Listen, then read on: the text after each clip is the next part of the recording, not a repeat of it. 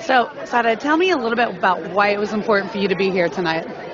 Well, whenever I hear stories about people, ordinary people doing extraordinary things for others, I don't know, I get really inspired, motivated to help out. As somebody who's on TV and has a certain kind of platform, I like to help bring attention to these kinds of causes. So the fact that Siena is celebrating some incredible people in the world doing amazing things got me out of my house today, and so I'm excited to meet these people in person and just congratulate them on the amazing work they're doing. So that's why I'm here. And will you be presenting tonight? No, I won't be presenting, but I'll be supporting from the audience and just cheering everybody on. And who is your hero?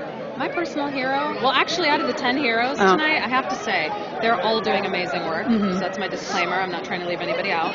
But Derek Kiongo he started the Global Soap Project. I think it's such a genius idea. It's such a simple idea, but just what a great impact he's having. Children who in developing countries who don't even understand how washing their hands with soap and clean water can actually save their lives, prevent them from getting these crazy diseases. And recycling used soaps in hotels and then sending them to these developing countries, I think is genius. So he's actually really touched my heart, his particular story. But also the gentleman that's providing wheelchairs to the disabled in Mexico is also incredibly moving.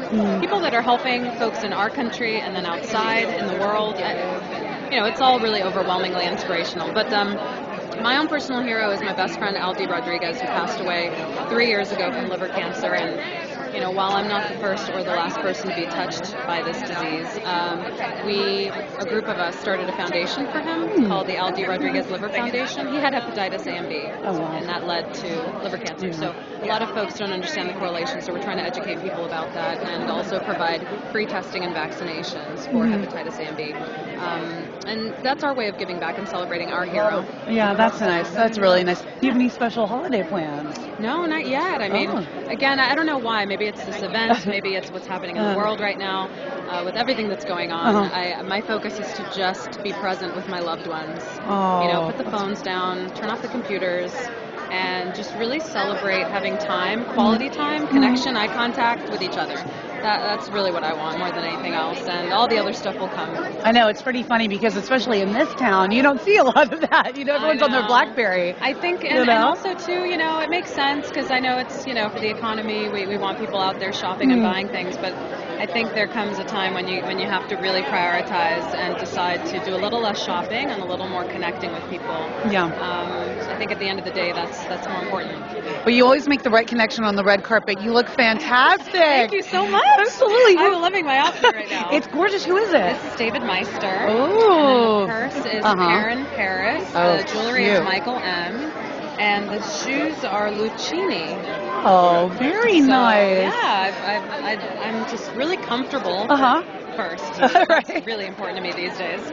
And secondly, I feel good. Yeah. I feel good, yeah. And that's what's important when you're on the red carpet because you're talking to so many people and you got to look good, right? That's right. Yes. Well, feeling good, I think sometimes is even more important. But yes, it is. It helps the confidence to support the cause that you're here representing. So. It does. It does. Do you have any special red carpet designers that you absolutely love? Oh man, there are so many. I really love Cavalli. I love David Meister, and actually Eva Franco has been one of my absolute favorite designers. She really knows how to make a dress for a woman. So I appreciate her designs a lot.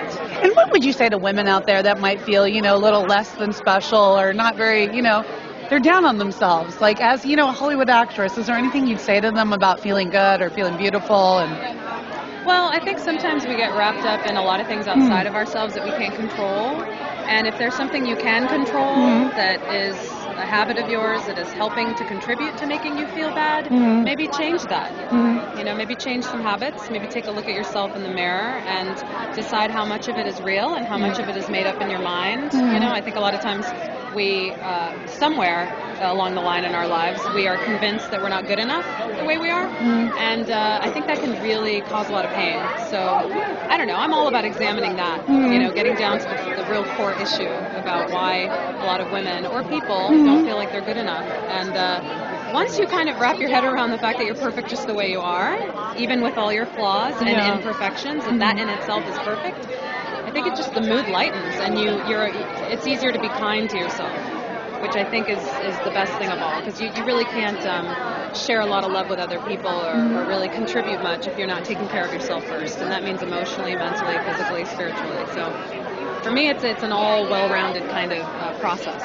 Well, that is great advice. I don't know. Yeah. It is. I try to practice what I preach. I do. I really do. I know, that's the hurdle, you know. I'm passionate about well-being right now, big time. So. Very good. Well, thank you so much. Thank you. Thank you.